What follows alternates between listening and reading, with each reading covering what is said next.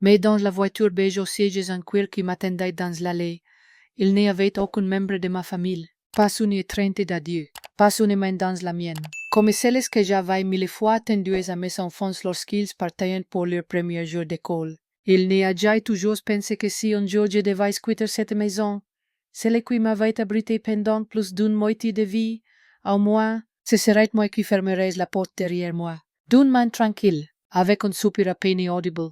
Mais ce matin-là, je n'ai pas fermé la porte. Je me suis juste retourné, et j'ai compris que personne ne me regardait partir.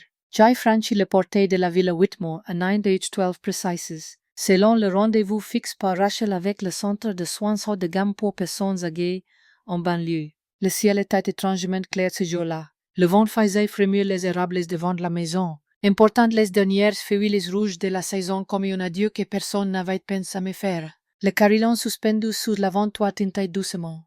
Ce sont limpide que j'avais choisi dans une petite marche de Kyoto, lors de notre dernier voyage avant que George ne partait. Pas parce qu'il était rare, mais parce que George avait dit un jour, on dirait le son d'une goutte de rosée. Vêt que le chauffeur, Polly, qui m'ouvrit la porte et demanda, êtes-vous prête, Madame Margaret? Je suis montée sans vraiment savoir ce qui m'attendait.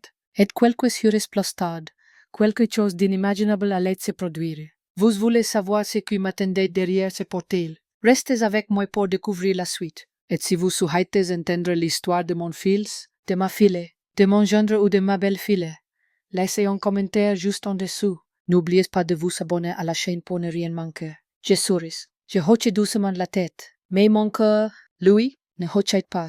Il se repliait en silence, comme s'il essayait de disparaître pour que personne ne remarque qu'il existait encore. 3 jours plus tôt, la maison des Whitmore résonnait de rires, mais pas des miens. Rachel organisait un brunch intimiste pour quelques amis du milieu des médias. Elle n'a pas mentionné mon anniversaire, ni pris la peine de me présenter. J'étais assise tout au bout de la table, serrant dans mes bras une fine écharpe de soie, comme un objet auquel m'accrocher, et j'écoutais les verres s'entrechoquer, les discussions sur les actions en bourse. L'immobilier est une exposition à West Chelsea dont je n'avais jamais entendu parler. Personne ne m'a demandé d'où je venais. Personne ne s'est soucié de ce dont j'avais besoin. Un cupcake avait été déposé devant moi, avec un glaçage rose et un bonbon argenté. Pas de bougie, pas de prénom, pas de vous. J'ai cherché Rachel du regard. Elle était près de la cuisine, versant du prosecco à une femme aux cheveux argentés, riant à gorge déployée. Nos regards se sont croisés. Elle hausse légèrement les sourcils, comme pour dire, tu tiens le coup, maman. Mais elle n'est pas venue vers moi. Je n'ai rien dit. Je me suis levée et je suis sortie dans le jardin. Le banc en bois sous le vieux chêne était toujours là, l'endroit où j'ai tricoté pendant que George lisait à mes côtés. Mais aujourd'hui, il était vide. Le chêne s'élevait toujours fièrement, mais son ombre ne suffisait pas à cacher le sentiment d'avoir été oublié. Quand je suis rentrée, la table avait été presque entièrement débarrassée. Rachel parlait à Daniel. Il éclatait de rire. Puis elle a dit, à haute voix, assez fort pour que j'entende, personne ne s'intéresse plus à l'anniversaire de maman.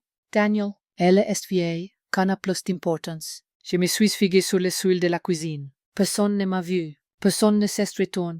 Je suis partie, sans un mot, et pour la première fois, j'ai compris ce que faisait d'être une mère qu'on ne nommait plus, même dans la maison qu'elle a contribué à bâtir, brique après brique. Ce soir-là, je n'ai pas pleuré. Je suis simplement montée au grenier, cette petite pièce où j'avais conservé tous les souvenirs de la famille, nos alliances, les lettres manuscrites de George, les toiles que Rachel peignait enfant. J'ai ouvert un vieux tiroir et en ai sorti un dossier en cuir brun. À l'intérieur, des copies des titres de propriété de 4 maisons, la villa de Brooklyn, où vivent Andrew et Melissa, l'appartement avec jardin dans le New Hampshire, que Rachel avait réclamé pour simplifier ses démarches de départ à l'étranger, la maison ancienne dans la Napa Valley, que George et moi avions prévu pour la retraite, et un penthouse à l'Upper East Side, toujours en location.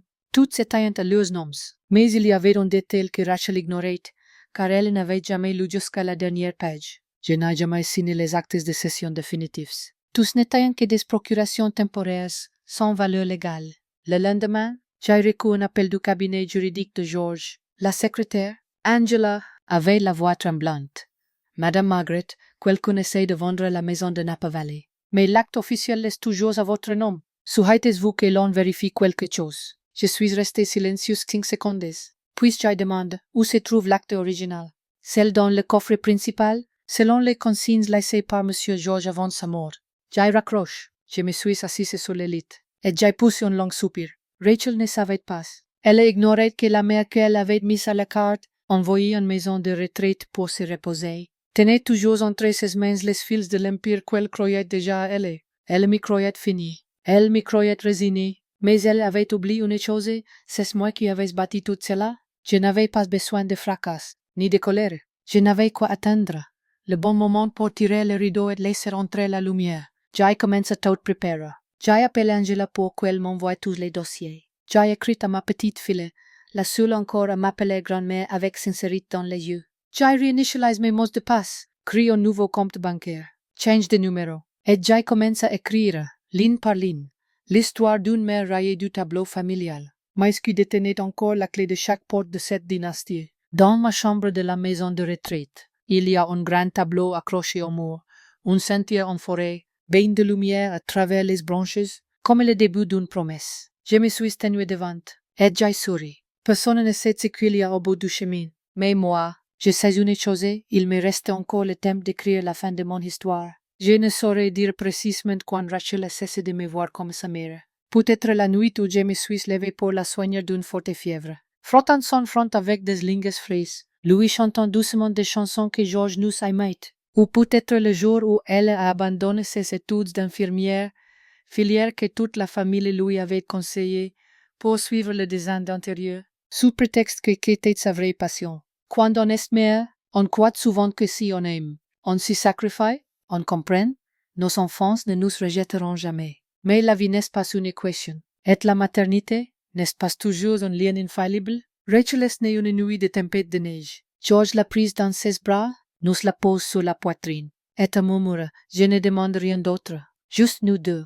Nous vivions dans un petit appartement de Brooklyn. À nos débuts, George était prof de college. J'ai travaillé comme comptable dans un cabinet d'avocats. Chaque mois, nous économisions un peu pour l'avenir, un peu pour l'inattendu, et un peu pour les 4 maisons que George aimait à évoquer. Un jour, nous en aurons 4, une pour chaque enfant. Je rigolais, mais tu sais, on n'a même pas le 12e bébé. Alors, une pour toi, une pour moi, une pour elle, et une pour nous vieillir ensemble. Notre première maison a été achetée à Brooklyn, une brique rouge avec un grand jardin et un balcon blanc. À l'automne, les feuilles formaient un tapis doré. George l'appelait la maison du commencement. Simple, modeste, mais pleine des premiers rires de Rachel et de nos dîners de spaghetti au jardin. Quand George est devenu professeur, nous avons acquis la seconde, une vieille demeure dans la vallée de Napa, au milieu des vignes. George disait, là, c'est pour la retraite. Lire, jouer du piano et compter les oiseaux. Nous y avons compté quelques années, mais pas la retraite. Puis est venue la maison jardin au New Hampshire. Pour les études de Rachel, que j'ai acheté en mon nom et laissé à son nom pour les formalités. Quand elle a épousé Daniel, elle n'a jamais rendu que statut officiel. Je lui ai peut-être demandé une fois, tu gardes les papiers toi. Elle a répondu en riant, oh maman, ce n'est qu'une maison. Tu en as tellement. À quel moment-là, je ne voyais rien d'anormal. Je pensais simplement que je partageais équitablement, que mes enfants comprendraient et seraient reconnaissants. Mais la réalité est tout autre. Elle ne suit pas les listes de parents. Lorsque les gens commencent à distinguer entre ceux qui possèdent et ceux qui jouissent, les choses changent. Daniel, le mari de Rachel, m'a glacé dès le premier soir. Il n'était pas brutal. Non, bien élève. Mais son regard ne restait jamais plus de 3 secondes sur moi, comme s'il feuilletait un dossier déjà lu et lassé. La première fois qu'il a mis les pieds ici, j'avais préparé la lasagne favorite de Rachel. Je me suis levée à l'aube et l'ai mise sur la table. Il a pris une petite bouchée, puis a chuchoté à Rachel. On ira manger ailleurs après, qu'est un peu grâce ici. Rachel a esquissé son sourire. Pas celui d'une fille reconnaissant son sacrifice? Non, elle souriait avec lui, comme si j'étais juste un accessoire dans leur tableau parfait. Après le décès de George, Rachel a changé. L'enfant qui me prenait dans ses bras après un cauchemar est devenu une femme absorbée par ses nouveaux projets immobiliers. Elle m'envoie un message bienveillant, mais ne répond jamais aux invitations à dîner. Elle évoque sans cesse des maisons à mon nom d'un ton convenu, comme si c'était un droit divin. Maman, tu devrais les légaliser. On a besoin de cash. Je demande doucement, combien envisagez-vous d'emprunter? Rien de fou, 3 millions? 3 millions de dollars pour une mère qui dépend de ses médicaments à 35 la semaine. Je me souviens du jour où Rachel m'a invité à leur fête de pendaison de crémaillère. J'avais enfilé la robe violette que George m'avait offerte. J'avais confectionné avec soin des biscuits au beurre. Mais quand je suis arrivée, elle m'a regardé du coin de l'œil. Maman, tu es vraiment venue? Tu m'avais envoyé une invitation. Ah oui, pardon? Je ne pensais pas que tu viendrais seule. Je suis restée dans un coin tout au long de la cérémonie. Personne ne m'a présente. Personne ne m'a demandé d'où je venais. On m'a prise pour la gouvernante ou la nourrice. Je ne le en veux pas. Je me demande juste, depuis quand ai-je choisi le silence au point de devenir invisible? Une semaine plus tard, Rachel m'a proposé un séjour de confort et de soins. Elle disait, tout est sensible ici. Là-bas, tu auras quelqu'un pour t'aider, des signes à rencontre, des médecines à disposition. J'ai accepté sans soulever de questions. Je souris et j'ai dit oui, comme je l'ai toujours fait. Chaque fois que Rachel me dit Saïd, ne t'inquiète pas, je m'occupe de tout, mais elle me quittant ce lundi matin. J'ai su, ce n'était pas un déménagement ordonné. C'était une évacuation silencieuse. On ne me déposait pas en maison de retraite pour me protéger. On me retirait d'un décor familial sans un mot. Beaucoup de sang, en vieillissant, on devient vulnérable. Mais la vérité est, on ne devient pas vulnérable. On devient vulnérable seulement lorsque les autres supposent qu'on n'a plus la force de se battre. C'est à ce moment-là qu'ils agissent. Mais je ne suis pas aussi faible qu'ils le pensent. J'ai passé ma vie à bâtir cette maison. Aujourd'hui, je vais user de la moindre force qu'il me reste pour protéger chaque brique. Car je ne suis pas juste une mère, je suis celle qui prend note, celle qui regarde les titres de propriété, celle qui n'a jamais signé la dernière page. Jamais je n'aurais pensé qu'un lieu qui se présente comme un centre de soins haut de gamme pourrait être si glacial. Pas le froid de la climatisation ou des murs en pierre, mais cette froideur sourde qui émane du silence. Silence des regards quand plus personne ne vient. Silence des roues qui glissent dans des couloirs infinis. Et par-dessus tout, le silence incisif de mon propre reflet chaque matin. Aujourd'hui, je suis encore là. Mais pourquoi? Ma chambre se trouvait au 3e étage. Claire, bien ténue, avec sa fenêtre sur le jardin de lavande, mais sans âme, comme une vitrine soigneusement dressée pour exposer les seigneurs bien entretenus. Le matin, l'infirmière entrait, frappait, et me donnait mes médicaments. À midi, on m'apportait des repas mous, sans saveur. Le soir, on me proposait des activités en groupe, peinture, cartes ou films. J'y ai participé une fois, puis plus jamais. Non pas coquetterie, mais parce que j'ai compris que j'étais en train d'être méthodiquement écarté. Sous couvert de gentillesse. Une semaine plus tard, Rachel est venue. Pour la première fois, elle est entrée. Un sac en papier à la main contenant quelques biscuits diététiques et un flacon de sérum. Je t'ai apporté tes favoris. Tout se passe bien ici. Maman, j'ai hoché la tête. Elle s'est assise sans autre forme de politesse et s'est plongée dans son téléphone. Et le bébé? Je lui ai envoyé le lien pour la chanson qu'il aimait. Ah, pas encore regarde. Trop occupé. Rien d'autre. Pas une question sur mon repas ni ma santé. Pas un mot sur notre maison, que je venais de quitter. Puis elle est partie, déposant sur la table une enveloppe. Le loyer du mois est payé. Ne t'inquiète de rien. Comme si j'étais une pensionnaire en attendant son dû. La porte fermée, je suis resté longtemps se regarder par la fenêtre.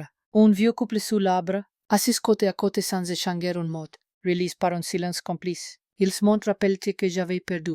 Plus tard, j'ai ouvert mon carnet bleu, celui que j'avais caché sous l'oreille depuis mon arrivée. Pages jaunes, couverts de souvenirs, les photos des 4 maisons, l'historique de mes biens, la liste de mes sacrifices jamais compensés. Et une page blanche pour écrire ce que je n'avais jamais osé faire avant, réclamer ma propre valeur. Le soir même, j'ai appelé Angela, l'assistante de George, et demandé Angela, pourrais-tu me préparer une copie complète des documents que vous conservez, notamment les procurations? Elle a hésité. Que comptez-vous faire? Je compte vivre pleinement. Et je commence par cas. Le lendemain, j'ai rédigé des lettres manuscrites, pas des emails. Je voulais que chaque mot soit clair et infalsifiable. La première, à la banque, pour révoquer les accès financiers de Rachel. La deuxième, à Andrew, pour convenir d'un rendez-vous autour des documents de Brooklyn. Maman souhaitait que tu vérifies avec elle certains détails du titre de propriété. Je ne savais pas s'y répondrait. Mais j'étais sûr d'une chose, cette maison n'était toujours pas entre ses mains, et moi, je ne suis pas morte. Quelques jours plus tard, Angela m'a contacté. Tout est en ordre. J'ai identifié qu'il y a eu une tentative de prêt hypothécaire que moitié, via Daniel, sur l'appartement de l'Upper East Side au nom de Rachel. J'ai gardé le silence, ni colère, ni surprise. Juste un sentiment logique. Ils ne voulaient pas ma présence. Ils voulaient ce que j'ai bâti. Et ils pensaient que j'étais déjà écarté. Ce soir-là, j'ai pris mes vêtements dans 2 valises. Je ne savais pas où j'allais, mais je savais que je ne pouvais pas rester à attendre qu'on m'oublie un peu plus chaque jour. J'ai longtemps planifié les finances familiales. Désormais, j'allais planifier mon propre avenir. Le lendemain, j'ai demandé un congé d'1 semaine pour mes ressources. J'ai loué une petite chambre près du cabinet d'Angela, pris un taxi de 6 heures. Personne ne m'a arrêté. Personne ne m'a demandé où j'allais. Mais, pour la première fois depuis des mois, j'ai respiré. Lorsque je suis arrivé au cabinet, Angela m'a tendu un dossier épais sous enveloppe de cuir. Chaque maison listée, évaluée, avec les détails du statut et des autorisations octroyées. Elle m'a demandé, que voulez-vous faire en premier? J'ai regardé par la fenêtre, là où la lumière caressait le bureau en chêne que George avait choisi. Puis j'ai dit, avec la maison de New Hampshire, là où Rachel commence son histoire, je veux reprendre là où tout a débuté, avant que tout ne change. J'ai appelé un avocat et ordonne la révocation des droits d'usage de ce jardin appartement. Sans conflit, sans crise, juste un tampon rouge, une brique de moins dans les mots qu'ils croyaient acquis. Quand je suis retourné au centre après 4 jours, l'infirmière m'a regardé. Surprise, vous avez l'air changé. Il se passe quelque chose de bien. J'ai souri, un vrai sourire. Enfin, oui, je reviens d'un endroit où j'avais perdu ce que j'étais. Et je retrouve la femme que je suis. Je pensais que mes mains trembleraient en envoyant ma première lettre, celle qui annulait officiellement la procuration de Rachel pour l'appartement de New Hampshire. Je m'imaginais le coup battant, les Deutschclasses, la culpabilité me tirant en arrière. Mais quand j'ai apposé mon tampon, il ne s'est produit qu'un léger souffle d'air. Léger, comme que peut être invisible que je portais depuis des décennies. Soudain tombé sans qu'on me le retire ou qu'on me tire, juste moi qui lâche prise. Je n'ai rien dit à Rachel.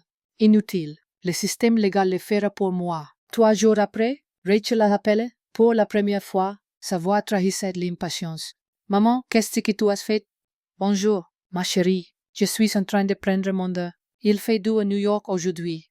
Arrête les détours. Pourquoi est-ce que tu annules la procuration pour notre appartement de New Hampshire? Qu'est-ce que tu comptes faire?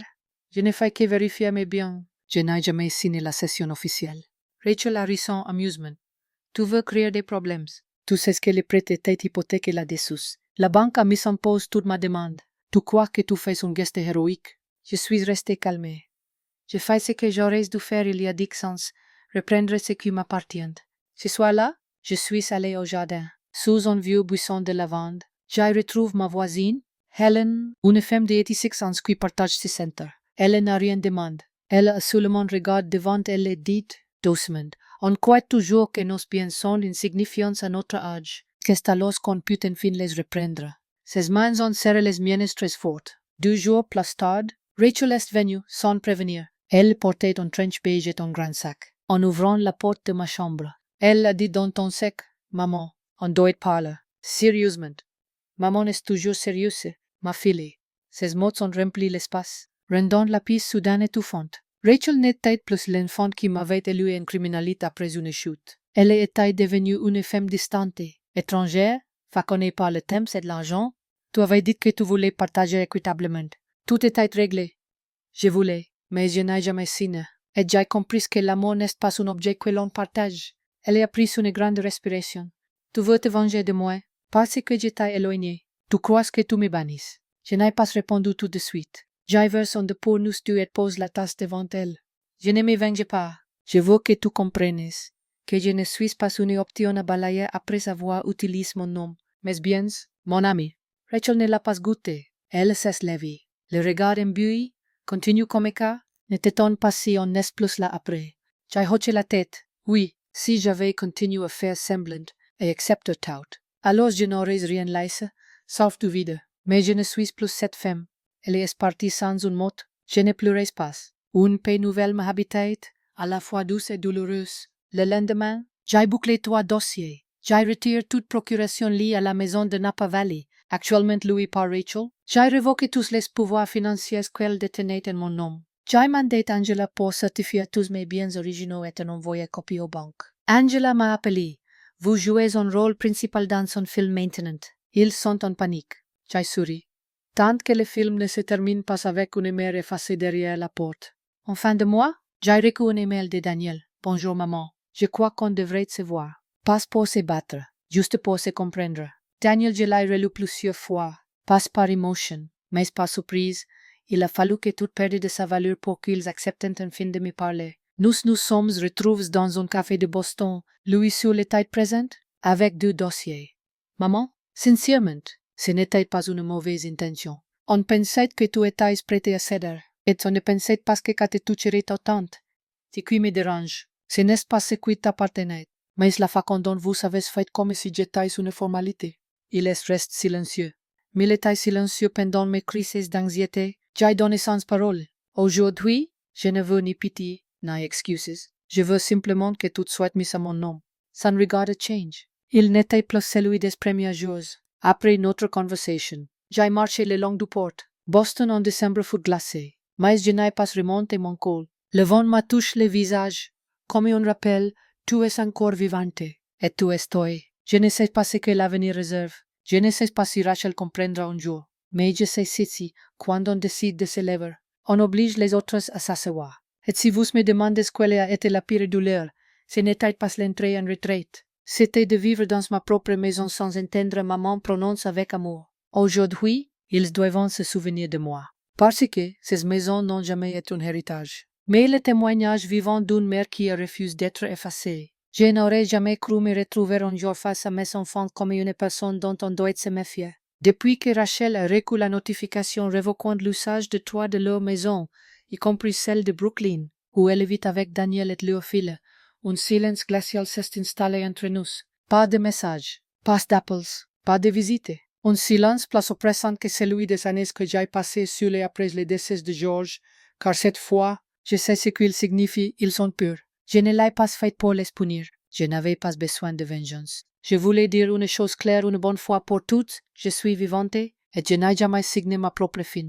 Alors, un matin de mars pluvieux, j'ai appelé Angela pour organiser une réunion, pas pour débattre, mais pour poser le point final aux apparences. La salle de conférence du cabinet était prêtée, boiseries sombres, fauteuils en cuir marron, lumière tamisée, de noix délicatement servies. Rachel et Daniel sont arrivés en première. Elle, manteau en fausse fourrure beige, lèvres d'un rouge froid. Il, impeccable, tentant un sourire poli comme si tout cela n'était qu'un petit malentendu. Angela s'est assise à ma droite. Muette.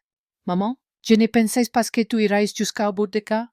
A commencé Rachel. Sans un mot de regret, je suis restée immobile. J'ai fouillé mon dossier. 3 maisons, les biens d'origine, procurations anciennes et nouvelles. Angela l'a glissé vers eux. Voici tous les documents en ordre. Aucune anomalie juridique. Daniel la regarde distraitement, puis soufflé. On peut en discuter. Margaret, tu pourrais envisager une solution plus favorable à tous? Favorable à tous? Ai-je répété.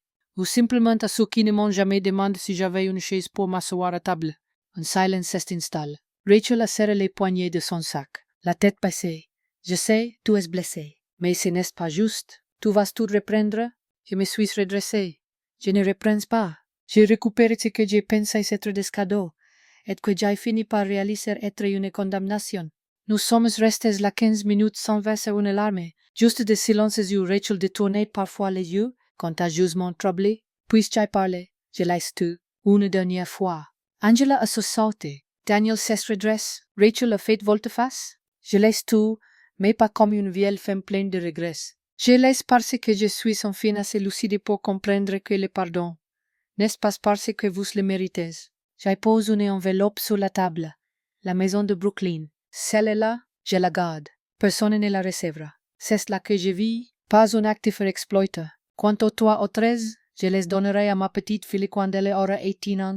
Pas via ses parents, pas via un intermédiaire. Je laisserai une valeur à quelqu'un qui ne m'a jamais fait sentir comme un fardeau. Rachel pleurait. Pour la première fois depuis ce gâteau d'anniversaire silencieux, je l'ai entendu craquer, sans masque, sans arrogance. Maman, je pensais que tu étais trop forte. Je ne pensais pas que tu voulais qu'on te tienne la main. Peut-être que je ne pensais pas assez. Je lui ai souri, doucement, sans amertume. Eh bien oui, tu ne pensais pas, parce que jamais tu n'as essayé. Daniel a pris la main de Rachel en se levant. Margaret, si un jour tu as besoin d'aide, je serai là. Je lui ai fait un signe de tête. Merci. Mais j'ai surtout besoin qu'on m'appelle si je suis seule à ne pas pouvoir ouvrir un pot de confiture. Et ce soir-là, personne n'a appelé. Maintenant, je vais bien. Ce jour-là, j'ai quitté la maison de retraite. Je suis retourné à Brooklyn, la maison que George avait bâtie brique par brique. J'ai fait nettoyer le grenier. J'ai accroché notre vieille photo de mariage. Chaque matin, je m'y assis, onde chaude à la main, comme si je n'avais jamais été exclu. Rachel n'était pas là. Daniel non plus. Pas de gâteau d'anniversaire. Juste moi, avec la plus légère décision que j'ai jamais prise. Une semaine plus tard, j'ai reçu un petit colis sans adresse de l'expéditeur. À l'intérieur, un ancien cahier et un petit mot plié en quatre. Écrit de la main de Rachel, j'ai appris à ma fille à dire merci, mais j'ai oublié de remercier celle qui me l'a apprise. J'ai relu 3 fois. Je n'ai pas pleuré. J'ai simplement posé le mot dans le tiroir, près de la photo de George, parce que j'ai compris une chose. Maintenant, le vrai pardon ne suit pas son changement chez l'autre. Il survient le jour où on refuse que cette douleur nous suive demain. Et parfois, le plus grand courage, ce n'est pas de tout reprendre. C'est de tout laisser. Une dernière fois, avec un corps qui s'est guéri toute seule, sans avoir besoin qu'on le console. J'ai cru que, après tout ce qui s'était passé, je passerai mes dernières années dans la crainte, la colère ou la solitude. Et pourtant, il arrive des choses si surprenantes. Lorsque l'on cesse enfin de chercher à plaire à tout le monde, c'est là que j'ai cessé d'être mère et pas ou femme faconnée pour les autres. Et j'ai commencé, pour la première fois en 72 ans, à vivre pour moi-même, pas pour prouver quoi que ce soit, pas pour qu'on me plaigne, juste pour vivre. J'ai commencé par les petites choses, régler mon réveil à mon heure, pas celle choisie par les infirmières, révéler la maison à 7h30, préparer du noir avec un peu de lait et une cuillère de miel. Pas parce que George aimait ça, mais parce que, moi aussi, j'aime cela. J'ai replanté la lavande dans le jardin arrière. Cette odeur que George disait trop puissante et que Rachel qualifiait de trop vieille. Moi, je me souvenais de son parfum sur mes vêtements quand je rentrais du marché en avril. Mêlé à l'odeur du bois et du papier ancien de la maison, j'ai remis le piano dans le grenier, là où j'avais caché mes partitions dans une boîte à chaussures. Mes doigts tremblaient, mais la première note était juste. Comme si l'instrument ne m'avait jamais oublié. Chaque après-midi, je jouais une mélodie pour moi seule, pas pour être jugée, juste pour respirer. Parfois, sous la pluie, je marchais sous les érables devant la maison, sans parapluie. Le craquement des feuilles mortes m'accompagnait. La pluie rafraîchit mes pantalons. Et pour la première fois depuis longtemps, je ne me sentais pas dépassée. Je vivais simplement à mon propre rythme. J'ai recommencé à lire. Pas les revues financières de Daniel. Pas les manuels de cuisine que Rachel imprimait pour moi. J'ai relu des poèmes, ceux que j'aimais à Dick Sweetens. À chaque vers, je sentais ma paix intérieure croître. J'ai pleuré sur un passage de Rilke. Il faut vivre chaque question, afin, peut-être, sans le pressentir, de vivre un jour la réponse. Un jour, je suis entré dans une papeterie douce et poussiéreuse près de la gare. Je n'avais pas l'intention d'acheter. Je voulais m'asseoir dans un coin, tourner quelques pages, mais la jeune femme est venue s'asseoir à côté de moi, ouvrant Letters to a Young Poet à la même page que moi. Nous avons lu en silence. Puis elle a demandé, « Croyez-vous qu'on puisse vivre sans décevoir ?» J'ai esquissé son sourire, sans la regarder, non, mais je crois qu'on peut vivre sans se décevoir soi-même. Elle est arriolame. Ma mère me traitait d'égoïste pour avoir voulu emménager seule. Mais moi, j'ai juste besoin de respirer. J'ai fermé le livre. Alors respire. On ne comprend la valeur de l'air qu'après l'avoir perdu. Elle a glissé un mot entre les pages. Est parti à pas futur. Thank you for listening, even without saying much. Je la garde. Je l'ai mise près de mon journal, qui commence par J'ai été mère et pause. Gardien d'une maison estimée à 650 millions de dollars. Aujourd'hui, je suis juste moi, et c'est suffisant. Rachel ne m'a toujours pas rappelé. Daniel m'a remercié simplement pour avoir réservé un bien à leur fille. J'ai souri en pensant à ma petite fille, non pas parce que je voulais anticiper un héritage, mais parce que je désire lui laisser une trace indélébile. J'ai recommencé à faire des biscuits aux amandes. Je les prépare pour moi seule. Je les mange tièdes, debout devant le four. L'odeur du beurre chaud me rappelle la vie ainsi on en manque les petites douceurs. J'ai range mes armoires, align mes vieux pulls, pas pour recevoir, mais parce que j'aime l'ordre. J'ai acheté un parfum bon marché au bois de santal et à la cannelle, pas à la mode, Pas luxueux, mais juste rassurant pour moi. Un jour, je me suis regardé longuement dans la glace. Pas pour voir de nouvelles rides, mais pour sourire à quelqu'un qui disait « Je suis encore là ». Et je n'ai pas besoin qu'on me nomme pour savoir que j'existe. Je ne suis pas devenue conférencière ni fondatrice d'association. Je n'ai pas écrit de best-seller sur la reconstruction après la douleur. J'ai simplement vécu le chemin de celles qu'on oublie, en pleine dignité, sans chercher à être reconnue. Pour se rassurer soi-même, je suis là. Je n'ai pas disparu. J'écris ces lignes en fin décembre. Le froid est revenu. Le silence règne dans la maison. Pas de carillon ni de vœux chaleureux de ceux qui m'appelaient un fardeau. Mais je ne suis pas triste. Car pour la première fois, j'ai senti que silence était le mien. Que personne ne peut me le retirer. J'ai vécu comme si j'avais besoin d'une permission pour exister. Aujourd'hui, j'ai compris, pour vivre pleinement, nul besoin qu'on m'y autorise. J'ai juste besoin de savoir que je mérite d'être appelé, même si c'est juste par mon propre cœur. Parfois, la douleur ne résulte pas d'un acte, mais d'un mot, d'un regard, ou d'un long silence desproché. C'est là qu'on apprend à se relever, non pour lutter contre eux, mais pour se réconcilier avec soi-même, une fois et pleinement. Merci d'avoir écouté cette histoire jusqu'à la dernière minute. Si, quelque part dans ce parcours, vous avez reconnu une part de vous-même, alors n'oubliez pas de vous abonner à la chaîne pour que nous puissions continuer à nous raconter, sans filtre, ces fragments de vie venus de celles et ceux qu'on croit souvent oubliés. Chez She Stories Margaret, nous serons toujours à vos côtés. Et si vous souhaitez découvrir d'autres récits, celui d'une fille qui a tourné le dos, d'une belle fille au sourire trompeur, d'un gendre à soif de pouvoir, ou même d'une fille qui a relégué sa propre mère dans l'ombre du foyer, laissez-nous un commentaire ci-dessous. Nous lisons chacun d'eux. Et peut-être que la prochaine histoire sera celle que votre cœur attendait encore de raconter. Cette histoire est une fiction. Elle n'a pas pour but d'offenser ou de viser qui que ce soit. Elle est imaginée pour transmettre un message fort, et tous les noms sont fictifs.